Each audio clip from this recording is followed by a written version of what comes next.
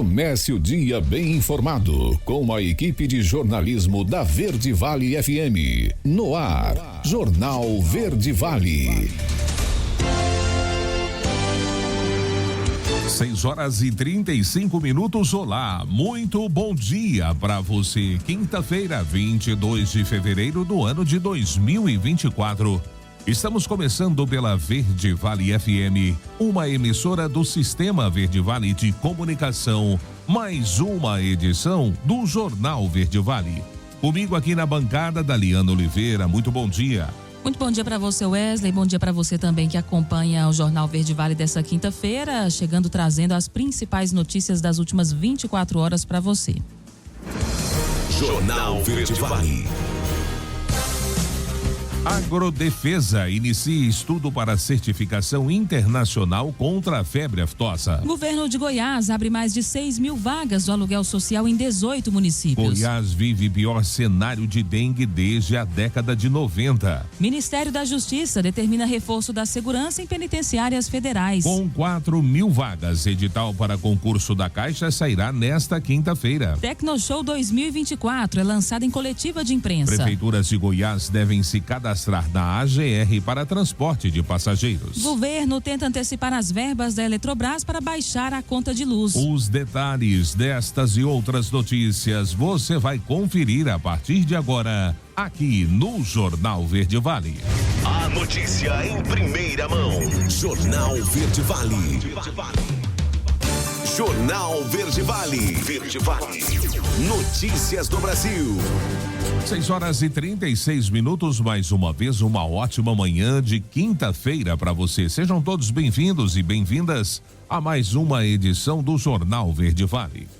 A Secretaria Nacional de Políticas Penais do Ministério da Justiça e Segurança Pública determinou que as diretorias das 5 penitenciárias federais em funcionamento no Brasil reforcem a vigilância nas unidades consideradas de segurança máxima. Entre as medidas está a realização de revistas diárias em celas, pátios e outros espaços dos presídios de Brasília, Campo Grande, Catanduvas, Mossoró e Porto Velho. Segundo o Ministério, o número de policiais penais também deve ser reforçado. O Ministério também indica a necessidade de melhorias da iluminação no interior das celas, bem como em pontos estratégicos das unidades, onde deverão ser instalados mais refletores, lâmpadas e luminárias. Outras medidas estruturais prevêem a melhoria do sistema de videomonitoramento e a identificação de estruturas por onde os presos possam tentar escapar, como dutos, tubulações e sistemas de ventilação elétrico. As providências foram determinadas nesta última terça-feira e tornadas públicas ontem. O objetivo das ações é evitar novas fugas como a que ocorreu em Mossoró na semana passada. E o ministro Luiz Fux, do Supremo Tribunal Federal, autorizou a quebra do sigilo bancário e fiscal do deputado André Janones, bem como de alguns dos seus atuais e antigos assessores parlamentares. O deputado é alvo de inquérito no Supremo, aberto em dezembro pelo ministro Luiz Fux, a pedido da Procuradoria-Geral da República. A suspeita é de que tenham ocorrido desvios de salários no gabinete do parlamentar. A investigação apura crimes de peculato, concussão e associação criminosa. O processo foi movido após os parlamentares de oposição terem apresentado notícia-crime contra o deputado. E o governo federal inicia a mobilização contra a dengue nas escolas. Quem traz detalhes dessa campanha é Carolina Cassola. Mais um importante passo para o enfrentamento das arboviroses e de conscientização sobre o aumento de casos de dengue no Brasil, o governo federal lançou nesta quarta-feira mobilização contra a dengue nas escolas públicas de todo o país. A iniciativa, uma parceria do Ministério da Saúde com o Ministério da Educação, foi lançada na Escola Classe Juscelino Kubitschek, no Distrito Federal, na semana de abertura do calendário escolar. A ação também faz parte da retomada do programa Saúde na Escola, reestruturado em 2023. Nas próximas 20 semanas de atividades, cerca de 25 milhões de estudantes serão orientados em mais de 102 mil instituições públicas de ensino. De acordo com o ministro da Educação, Camilo Santana, a ideia é engajar a comunidade escolar para combater a proliferação do mosquito Aedes aegypti, que transmite a doença. 75% dos focos da dengue estão ou nas nossas casas ou nos arredores. Portanto, a maneira que nós temos de enfrentar o problema da dengue do mosquito é prevenção, é fazendo pequenas ações, e essas ações precisam começar nas escolas também. Nós estamos falando em 40 milhões de alunos da rede básica da educação brasileira. A ministra da Saúde, Nízia Trindade, lembrou que a dengue afeta o Brasil há cerca de 40 anos, a partir dos problemas de saneamento e limpeza de algumas cidades.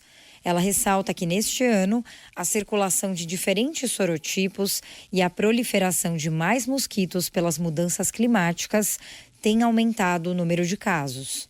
As escolas terão um papel fundamental. Nós contamos com vocês, com ideias que vocês deem. Cada um de vocês deve se comunicar com seus amigos na rede.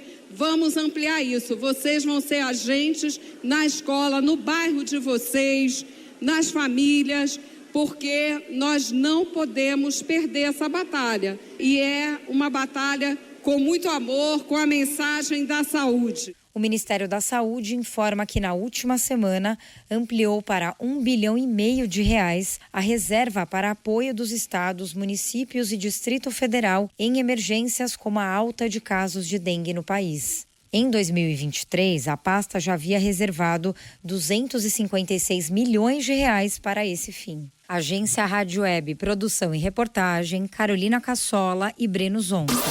Jornal Verde Vale. Notícias de Goiás. 6h41. E o governo de Goiás, por meio da Agência Goiana de Habitação, a AGEAB, está com inscrições abertas ao programa Pra Ter Onde Morar Aluguel Social em 18 municípios.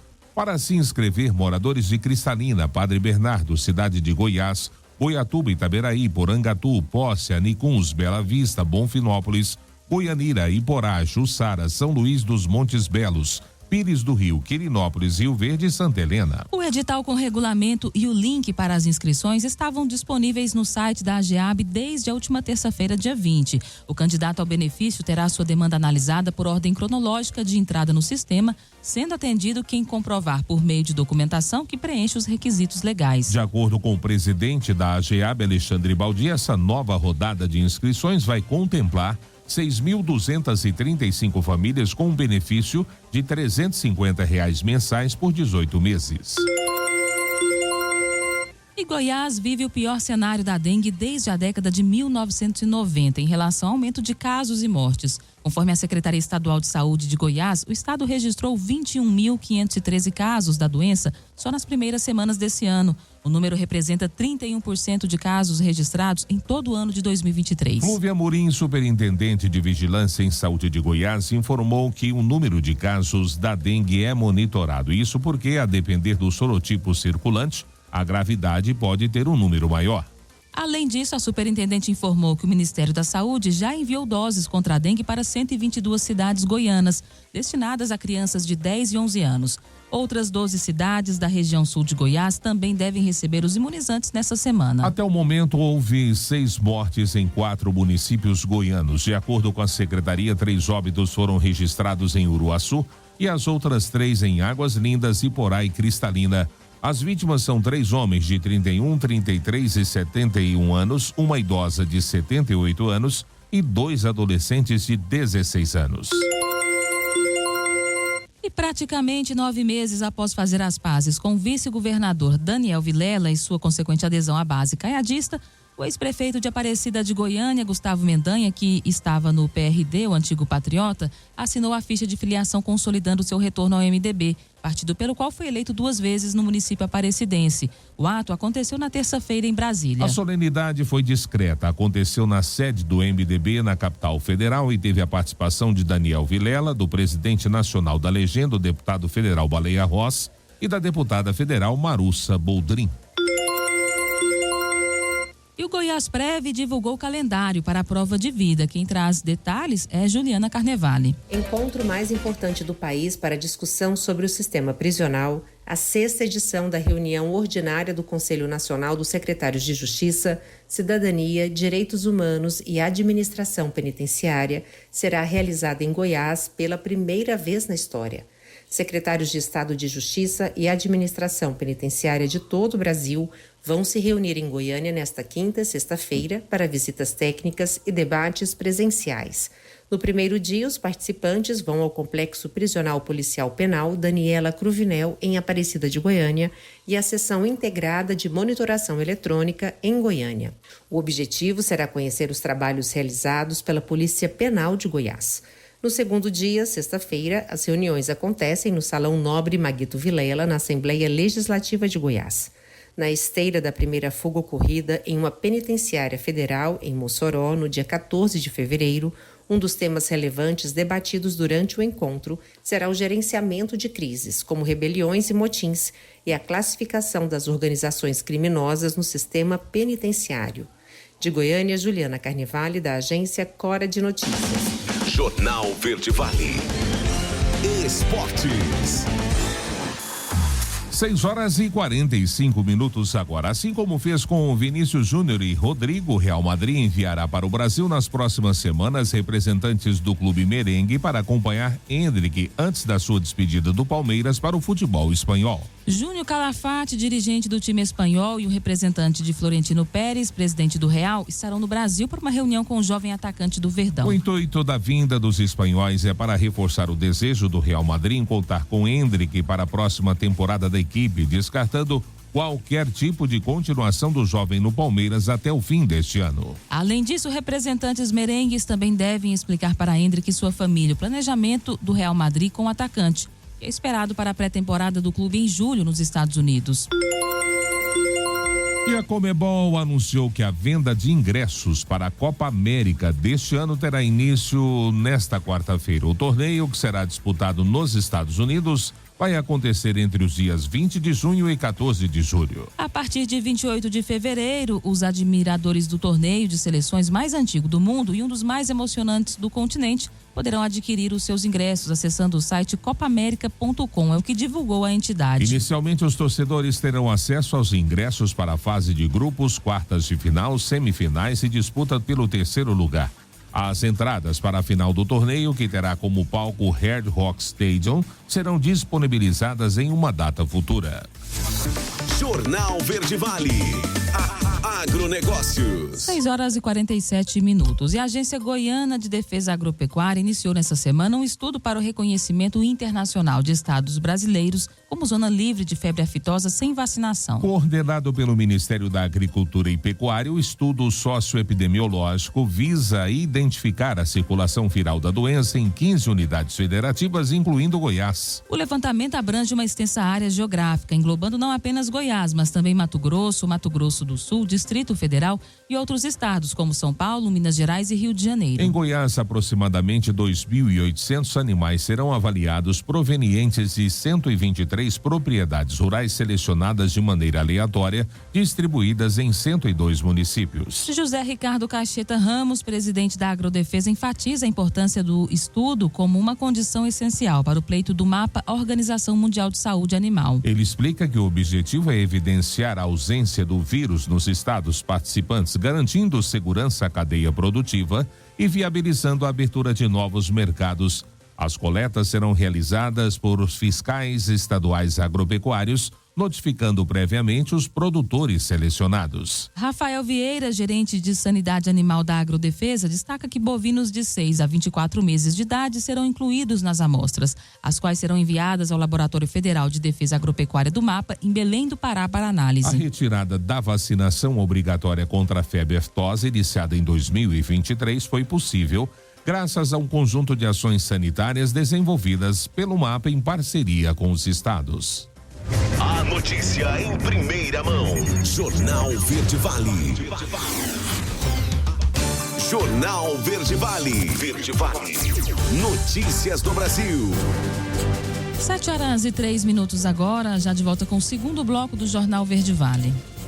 E o ministro de Minas e Energia, Alexandre Silveira, afirmou nesta quarta-feira que o governo federal pretende pedir uma antecipação de 26 bilhões de reais em aportes da privatização da Eletrobras, em uma tentativa de baratear a conta de luz. Segundo o ministro, esse dinheiro seria utilizado para quitar as dívidas feitas pelas distribuidoras quando financiaram a conta Covid e a conta escassez hídrica criadas anteriormente, para reduzir os impactos desses eventos. A Eletrobras foi privatizada em 2022 durante o governo do ex-presidente Bolsonaro. Com a mudança na forma de comercialização da energia, a empresa se comprometeu a realizar contribuições anuais para a Conta de Desenvolvimento Energético. A CDE é um fundo setorial administrado pela Agência Nacional de Energia Elétrica, a ANEEL, e financia subsídios no setor elétrico, responsável por grande parcela na conta de luz dos brasileiros.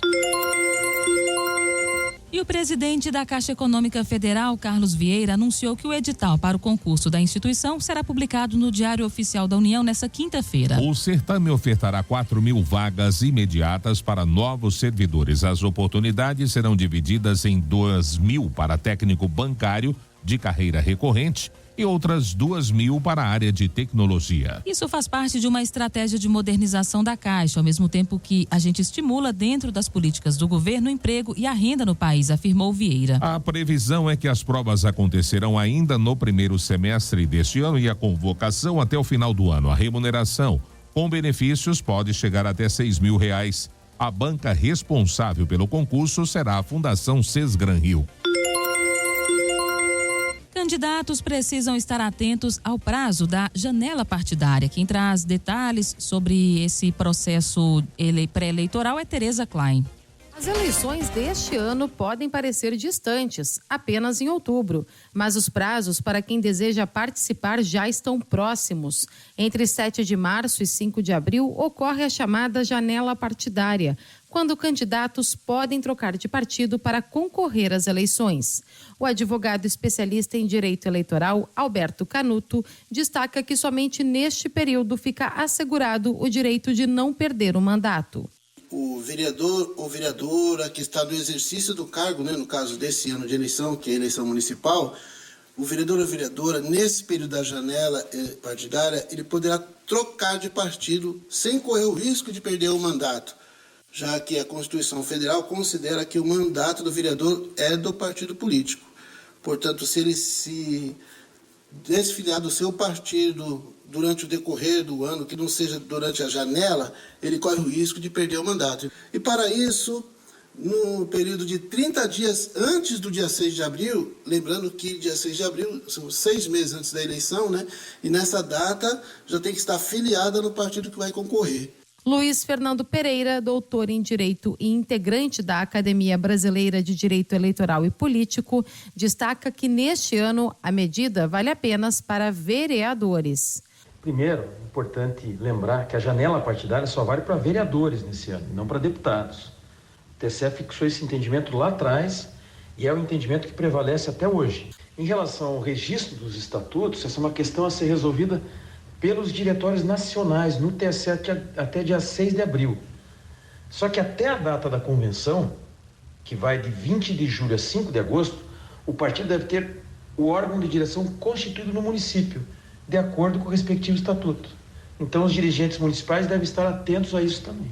O interessado deve seguir um rito, que inicia por um comunicado por escrito ao órgão de direção municipal e ao juiz eleitoral da zona em que for inscrito, até a entrega de documentação. A filiação ao partido pelo qual deverá concorrer tem como data limite o dia 6 de abril.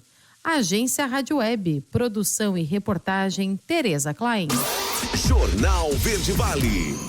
Notícias de Goiás. 7h07 agora, 7h07. A tramitação do projeto de lei que proíbe a divulgação de quaisquer informações de policiais militares envolvidos em confrontos retornou à Assembleia Legislativa de Goiás nesta terça-feira.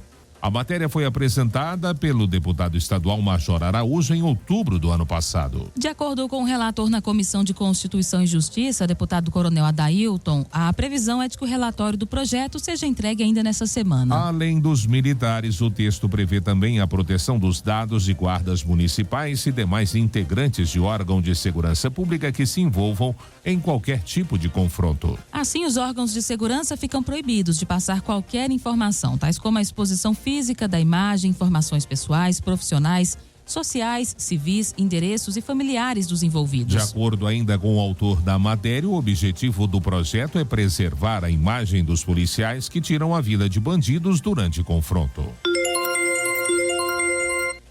Prefeituras e demais órgãos municipais de Goiás que fazem o transporte de estudantes ou de pacientes para outros municípios precisam regularizar o cadastramento junto à Agência Goiana de Regulação. Trata-se do órgão estadual responsável por regular, controlar e fiscalizar o transporte rodoviário intermunicipal de passageiros.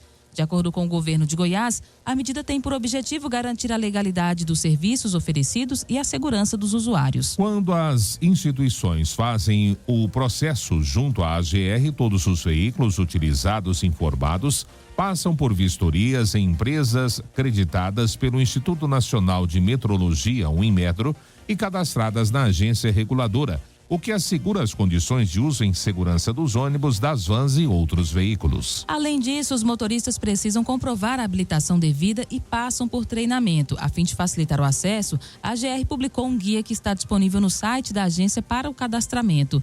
Ele está na página de transporte de passageiros, no menu das áreas de atuação regulatória. 7h10. E a Equatorial Energia anunciou na manhã da última terça-feira que planeja investir em ações para fortalecer a rede de distribuição de energia elétrica na zona rural de Goiás. O objetivo é diminuir as ocorrências com postes quebrados ou caídos e melhorar a qualidade do fornecimento na zona rural do estado, com atuação em fragilidades detectadas em inspeções. A empresa também projeta aumentar em 36% as atividades de manutenção preventiva na rede alta, média e baixa tensão em Goiás. E o governo de Goiás comprou mochilas e estojos para todos os estudantes das escolas estaduais. Marcelo Tavares é quem fala sobre essa ação. A Secretaria de Estado da Educação está investindo 19 milhões e 100 mil reais na aquisição de novas mochilas para o ano letivo de 2024. Os itens complementam o kit de materiais escolares já entregues aos estudantes da rede pública estadual de ensino no início deste ano. Além das mochilas, a secretaria adquiriu também novos estojos para distribuição aos alunos. A aquisição representa um investimento de 5 milhões e 100 mil reais. A intenção é garantir a equidade entre os alunos das escolas estaduais, ampliando o acesso a uma educação pública gratuita e de qualidade. Todos os cerca de 500 mil estudantes receberão os itens. Em 2024, os kits de materiais escolares e dos uniformes começaram a ser entregues no dia 22 de janeiro, data que marcou o início do ano letivo. Na data, os alunos dos ensinos fundamental e médio receberam um conjunto composto por cadernos universitários, canetas esferográficas, cola, régua, esquadros, lápis de cor, lápis grafite, apontadores e borracha.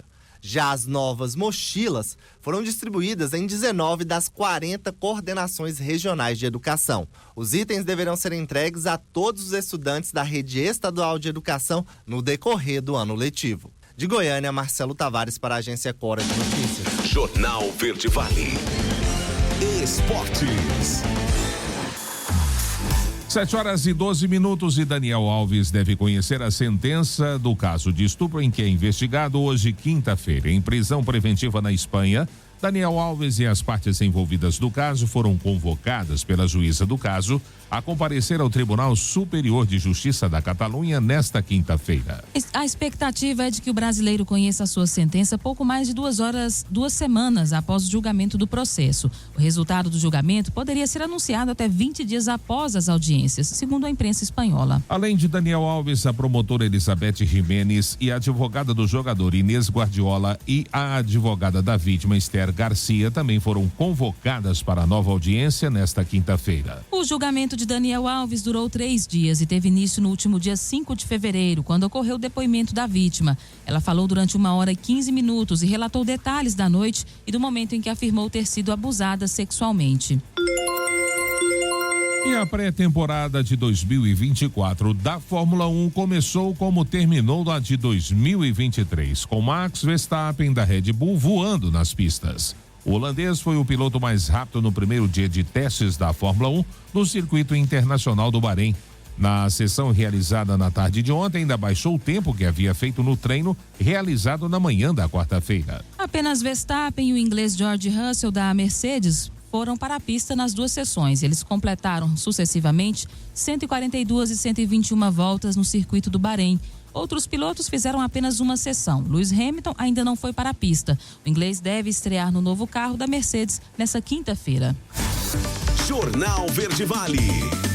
Agronegócios. E na manhã desta quarta-feira foi realizada uma coletiva de imprensa para o lançamento da Tecnoshow 2024, um dos eventos mais aguardados do setor agropecuário, que acontecerá de 8 a 12 de abril em Rio Verde.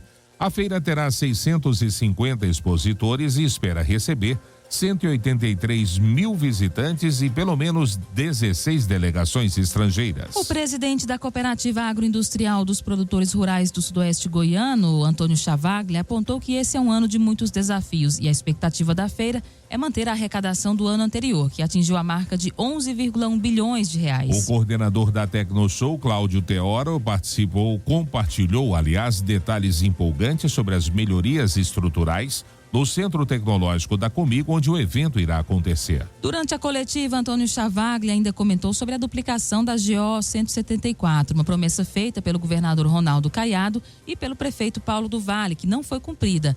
Essa infraestrutura rodoviária seria importante para melhorar o acesso dos participantes à feira e, segundo Chavaglia, a duplicação é uma necessidade urgente. Jornal Verde Vale. Verde Vale. Notícias do Brasil. 7h15 e voltamos a falar da dengue. A dengue, os casos ultrapassam o pico da doença que aconteceu em 2023. É preocupante. Vamos conferir os detalhes com a Raquel Carneiro. O Brasil já estima 688.461 casos de dengue, de acordo com informações do boletim epidemiológico do Ministério da Saúde. Os números superam os registrados durante o pico da doença em 2023. 3 semanas de 2024 foram suficientes para ultrapassar os mais de 111.840 casos de dengue observados no ano passado. Quando comparado com casos anteriores, como em 2017, 2018 e 2021, o aumento é ainda mais alarmante, 315%. O médico infectologista Antônio Carlos Bandeira alerta não apenas para a prevenção individual, mas coletiva. O mosquito hoje da dengue, o Aedes aegypti, ele se adaptou muito. Inclusive, ele consegue depositar seus ovos em águas mais sujas. Então, as áreas de saneamento, onde você tem grandes áreas de lixo acumulado, de material sujo, de líquidos, águas paradas, sujas ou limpas, são efetivamente locais onde o mosquito vai conseguir se reproduzir, colocar suas larvas. Então, a gente precisa enfrentar esse problema do saneamento, tornar o saneamento no Brasil 100% da população. Saneamento básico, coleta de lixo são direitos básicos do cidadão que devem ser cobrados do poder público. O boletim epidemiológico aponta a região centro-oeste com maior incidência de dengue, seguida pelo sudeste. O Distrito Federal é o que registra o maior número de casos. No sudeste, Minas Gerais.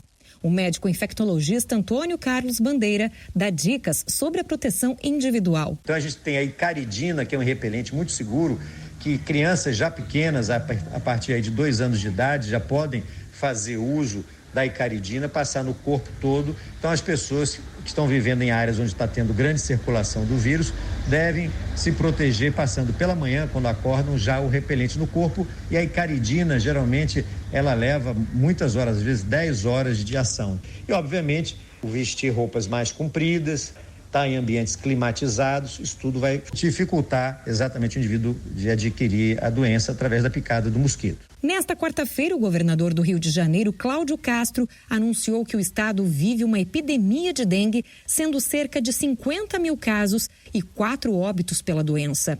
A maior quantidade de casos na capital e na Baixada Fluminense, 20 vezes maior do que o esperado.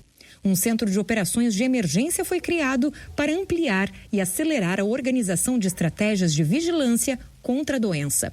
Agência Rádio Web, produção e reportagem, Raquel Carneiro. 7h18. Último intervalo do Jornal Verde Vale desta quinta-feira. No próximo bloco, Polícia Civil Goiana desarticula quadrilha de furto de defensivos agrícolas. Polícia de Goiás investiga suspeitos de furtar 17 carros com golpe em contratos de locação. E claro, espaço para as nossas notícias locais com ele, J. Pereira. Não saia daí. Voltamos já trazendo tudo em detalhes para você. Jornal Verde Vale. Jornal Verde Vale. Verde Vale. Notícias do Brasil. 7h27, já de volta com o Jornal Verde Vale, edição desta quinta-feira. Olha, o senador Rogério Carvalho foi o escolhido nesta quarta como relator da CPI, a Comissão Parlamentar de Inquérito da Braskem. Inicialmente, o senador Renan Calheiros era o favorito para liderar os trabalhos, mas o petista foi considerado uma opção mais neutra para dar continuidade às investigações. A CPI da Braskem foi criada em dezembro do ano passado para investigar os danos ambientais causados pela empresa petroquímica em Maceió. Logo após a designação, Calheiros criticou a escolha, argumentando que a relatoria teria maior legitimidade se fosse assumida por um parlamentar de Alagoas. Em seguida, o senador anunciou a sua retirada da investigação. E o Supremo Tribunal Federal suspendeu nesta quarta-feira o julgamento que pode retirar o mandato de 7 deputados federais. A Corte julga as chamadas regras de sobras eleitorais para o cálculo das cadeiras, que devem ser preenchidas por candidatos eleitos nas casas legislativas. Até o momento, o placar é de 3-2 pela derrubada das atuais regras de sobras eleitorais. A análise do caso começou no ano passado e foi retomada na sessão na tarde de ontem. No entanto, um pedido de vista feito pelo ministro Nunes Marques suspendeu o julgamento, que deve ser retomado ainda hoje. Os ministros julgam ações protocoladas pelos partidos da Rede Sustentabilidade, Podemos e PSB para contestar trechos da mini-reforma eleitoral de 2021. A Lei 14.211 daquele ano reformulou as regras para a distribuição das sobras eleitorais. E uma pesquisa mostra que o número de lojas virtuais no país cresceu 16,5%. Priscila Mendes traz os resultados dessa pesquisa. Nos últimos anos, o cenário do comércio virtual no Brasil passou por uma significativa transformação pelo notável aumento do número de lojas do país. Segundo dados do perfil do e-commerce brasileiro, em 2023 o setor apresentou um crescimento, tendo um aumento de 16,5% no número de lojas virtuais, que chegaram a mais de 1.900.000. Para Paulo Mariottini, especialista em marketing de vendas e administrador registrado no CRAMG, Conselho Regional de Administração de Minas Gerais, esse crescimento do e-commerce brasileiro, mesmo com a retomada das atividades presenciais, se deve a alguns fatores. Muita gente começa a vender produtos diretamente na rede social. Só que chega num ponto em que você precisa de uma estrutura para o cliente fazer o pagamento. E quando você não tem essa estrutura, o que você precisa criar? Um e-commerce. E é exatamente essa minha visão para o aumento exponencial do e-commerce, né? Ou seja, eu tenho um produto na rede social, agora eu preciso vender esse produto dentro de uma estrutura consolidada de mercado, que é o e-commerce, que é o site da empresa. O levantamento ainda aponta um crescimento significativo nas empresas de pequeno porte, com faturamento anual de até 5 milhões e que cerca de 75% das lojas online contam com mídias sociais, e o administrador ressalta a importância deles para a economia. A mídia social, a rede social, ela é um ponto de captação. E essa loja virtual é o seu e-commerce. Então, você pode levar o cliente de uma rede social direto para um e-commerce, uma loja virtual. Então, isso seria importantíssimo cada empresário ter. Essa sequência, né, de pontos de atendimento. Rede social e um e-commerce. A importância do micro, pequeno empresário é fundamental para a gente manter o país, inclusive, estável. Esse fenômeno não apenas reflete a adaptação dos consumidores às novas formas de compra, mas também aponta para o dinamismo e a expansão do setor digital. Agência Rádio Web, produção e reportagem, Priscila Mendes. Jornal Verde Vale. Notícias de Goiás. 7h31 agora. Suspeitos de furtarem ao menos 17 carros por meio de golpe em contratos de locação de veículos são alvos da Operação Civil Goiana nesta quarta-feira. O prejuízo total estimado e provocado pelo grupo é da ordem de R$1 milhão. 8 mandados de busca e apreensão são executados nos endereços dos investigados em Goiânia, Aragoiânia, Inhumas, Guapó e Firminópolis. De acordo com a corporação, 13 carros foram recuperados. A investigação teve início depois que policiais identificaram semelhanças entre registros de furto e o fato de vítimas terem entregue seus carros em contrato de locação. Em seguida, porém, pessoas lesadas percebiam que, na verdade, os seus bens tinham sido subtraídos.